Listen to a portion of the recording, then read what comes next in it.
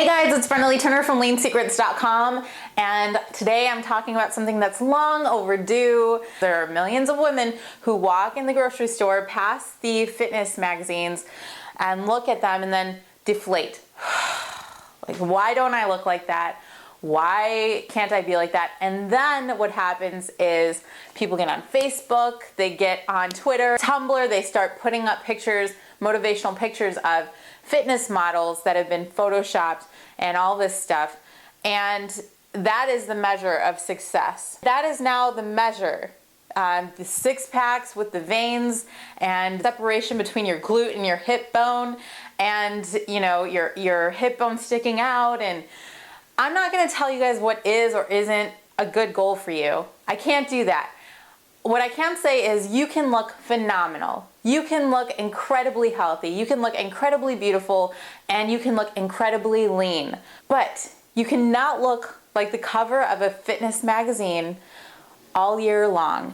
Maybe you can get there for a few hours for a photo shoot. I want you to understand that even they don't look like that all year long. I guess this video is important for me to make for you guys so that your self-esteem isn't so wrapped up in this idea, because really it is an idea that the fitness magazines are selling you.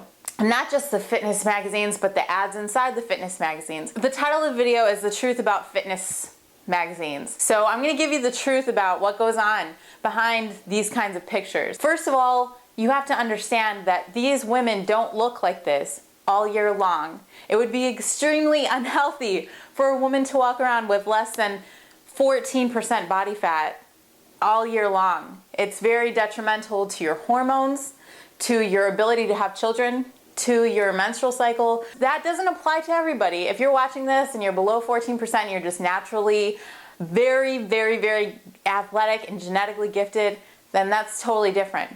But if you're a normal, average American and you try to maintain and push your body to a limit that is way beyond what it should be, that is very unhealthy for your hormones.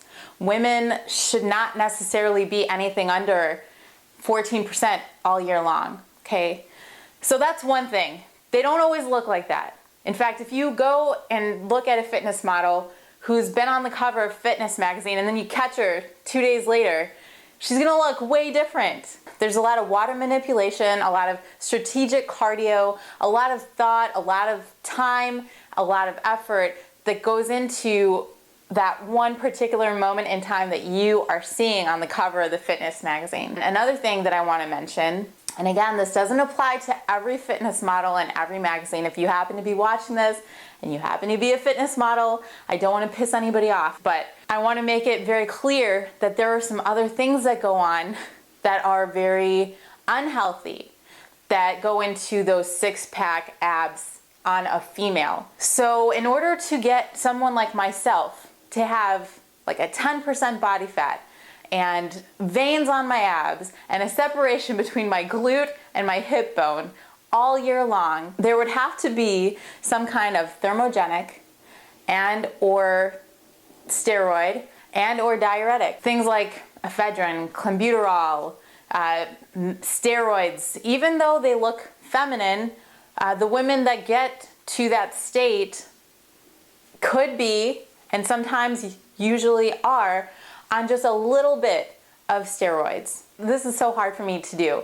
I don't want to point anybody out, point any fingers, or say this is a universal truth. But it is a truth to some extent, and this does go on. So that's another thing that could be behind the six-pack abs that are super shredded to the bone all the time. Another reason that I'm telling you guys this is because there are women who message me on a daily basis doing crazy things like 4 hours of cardio per day.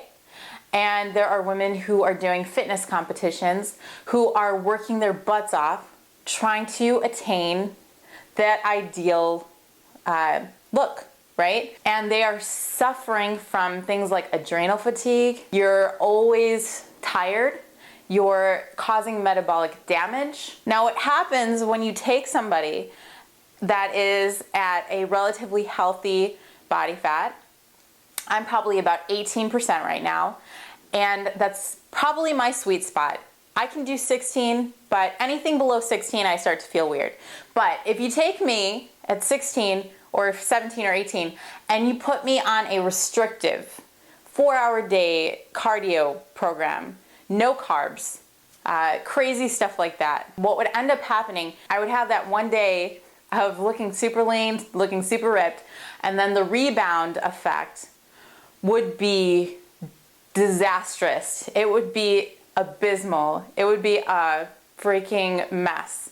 I would probably rebound and gain 50, 60 pounds, and I would probably have 200% more difficulty getting rid of that 50 or 60 pounds that I put on to my body. What I'm trying to say here is shoot for a healthy version of yourself. Be the leanest version of yourself that you can be. Be the strongest version of yourself that you can be. Use those pictures for motivation. Sure, there's nothing wrong with the motivation factor, seeing a cool picture and being like, wow, those are great abs. But it's not something that you should use as a measure of your success. I don't want to bash fitness models. I don't want to discredit their hard work. They work very hard. Their whole life is dedicated to it. Do your best, give 100%, and then the results that follow are the healthy results that you get. And then you stop there. You don't push beyond that healthy sweet spot. I'm gonna wrap this up with my personal thought process. So I eat lean. I give 100% in my workouts. I work out consistently. I feel good. I feel healthy when I wake up in the morning. I don't feel run down. And this is how my body looks. And if this is how my body looks and this is the best that my body is going to look, then that's it. Then that's the best my body's gonna look, and I'm happy with that. Do you guys see what I'm saying? It's not worth it to me to go through things that make me feel unhealthy and unhappy to attain veins on my abs for a few weeks, but feel miserable, have adrenal fatigue, have metabolic damage. Instead, I would rather just stay a relatively lean version of myself than be like super freaky lean and be unhealthy. You have to really just respect your body. That's like the main thing. Respect your body, love yourself. You have to love yourself enough to not look at other people as a measure for what your success should be. All right, hopefully this gave you some insight, gave you a little bit of a relief, of a lift some burden and guilt off of your shoulders that you don't look like that, because they don't even look like that. I'm going to allow you guys to vote on the next video, what you guys want to see. So go to the Facebook page. There's going to be a poll there, 3 options. I want you guys to take a vote on what you want to see next. Other than that, I will see you guys soon. Bye!